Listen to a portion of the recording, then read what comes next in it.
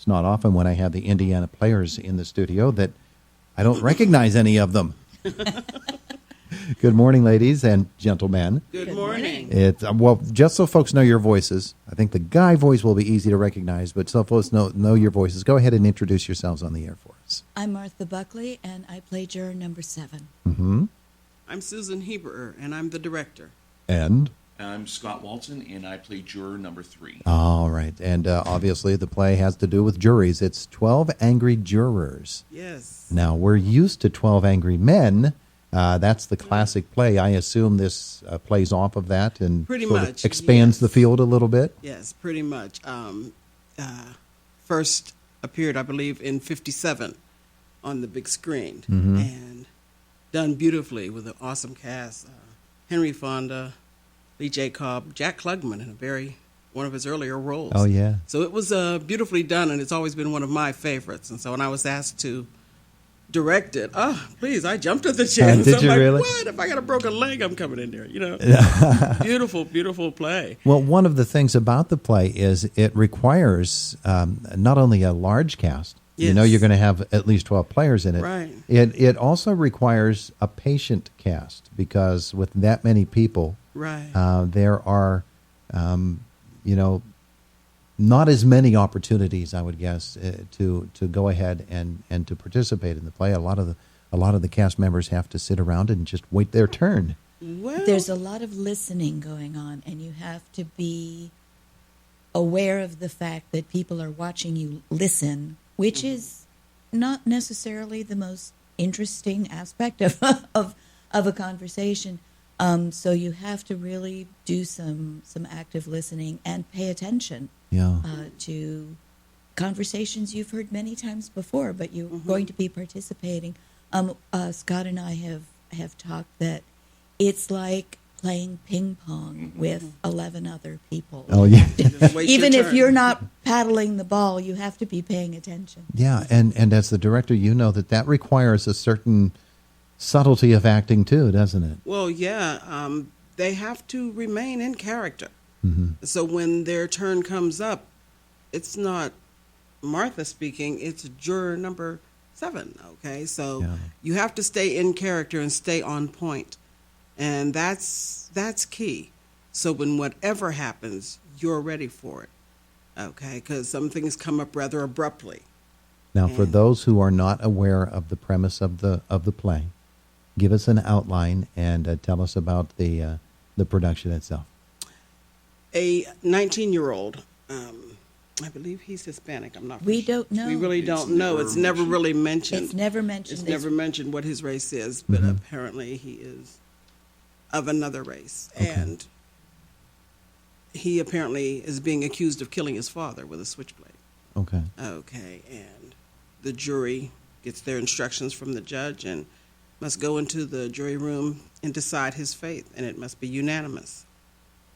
And in that jury room, you see the 12 different characters emerge. They are quite different people from different walks of life, and it's just fascinating to watch them emerge right before your eyes. That's what I like to think about the movie, watching those characters just come to life, and they were very different people. Yeah. And so it's wonderful to watch. I think everybody's going to truly enjoy it. They all saw the same case. They all heard the same testimony. They all heard the same testimony. They And all yet they- processed it differently. They But, heard an entirely different story, each and every one of them. Right, and every one of them believes this particular part of the evidence. Others believe that particular part of the evidence.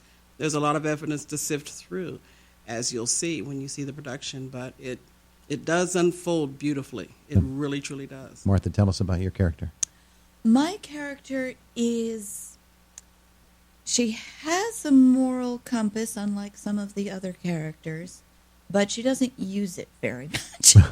It's a little rusty, and she's hot and cranky and has other places she would far rather be and other things to do that she would far rather be doing. So she just wants out.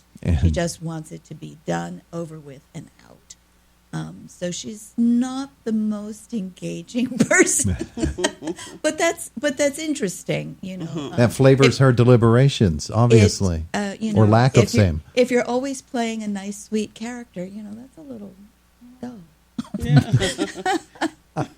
And Scott's character. Well, my Scott, goodness. yeah, let's learn about Scott's character. That microphone will swing over to you, Scott. Oh, very good. Yeah, I play juror number 3, and I like to think that I'm the angriest of the jurors.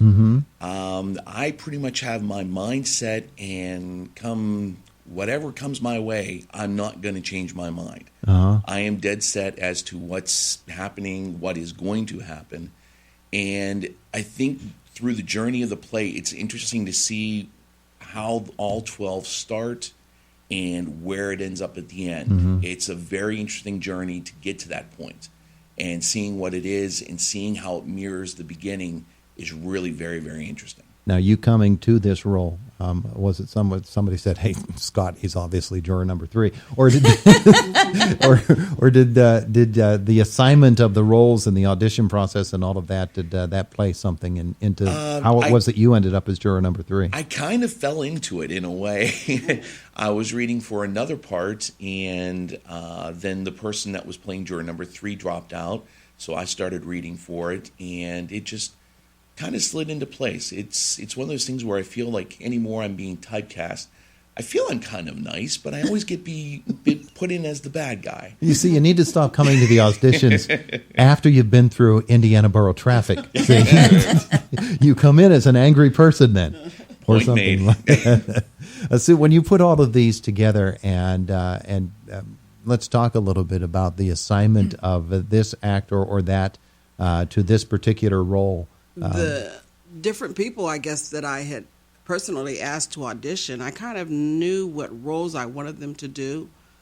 But in all fairness, I thought, this is a drama. This is going to take some finesse. So I had them read over the character study. At the beginning of the play, there's a character study of each juror, who that person is, what they're about, to give them a brief idea of what their challenge would be. And as luck would have it, everybody kind of picked the one that best suited them, and they pretty much hit it dead on. Oh, yeah. Yeah. And the more I watched Scott perform, the more I knew, he was juror number 3. He very much was, and he does them very well. Very well. Now, one of the challenges of this particular production, obviously, is going to be that one holdout.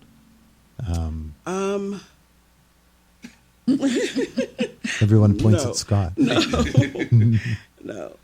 My biggest challenge is I have 1 or 2 newbies that have never done theater before. And quite naturally, they're nervous. But they're doing a wonderful job. Yeah. Okay. The person in question is a natural. Okay. And so I'm working with them in a sense that, you know, you've picked the perfect character for your character, okay? This person is you. Now define him around anybody in your family, anybody you've known in your past, and make that character, you know, somebody that you can relate to and make it your own. Define him, define her, you know, whatever. And they've seemed to have done that beautifully. And so I'm like, this is only my second time directing, so I kind of got home and way to go, Susan. All right. Because, I mean, it worked. Just, you know, kind of opening up to him and telling him, you know, being new to live theater, even if it's amateur theater, you know, it's a challenge. Absolutely. Well, since I'm going to put on my member of the board hat here. There you go. And give a little plug just for the players themselves. We really like to put the community in community theater. Yes. And I wanted to point out that on stage, we have a married couple, Scott and his wife, 2 sets of siblings. I'm on with my sister, and we have 2 siblings, brother and sister, who are on stage with their mother. So this is very much a family production. Yeah. So, Oh, really, really. Oh, and my is. husband is also in it. And your And her husband is in there too. so So basically, everybody just looked around the house, and whoever happened to be there said, "Guess what? You came home at the wrong time. You're in the play. There it is. Well, when is the production going to be presented?" the performances are starting this Friday. It's April 28th, 29th, and 30th.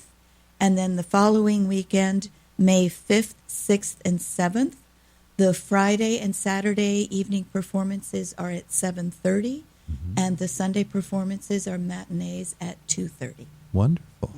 Next 2 weekends. Next Yeah. 2 weekends. Philadelphia Street Playhouse. Oh, Excellent. yes. Thank you. 12 Angry Jurors. Thank you all for coming in to visit with You us are this so morning. welcome. Thank you so much for having us. We appreciate very it. much. Oh, yes, indeed. It's Indiana in the Morning, presented as always by First Commonwealth Bank here on AM 1160 WCCS and 101.1 FM.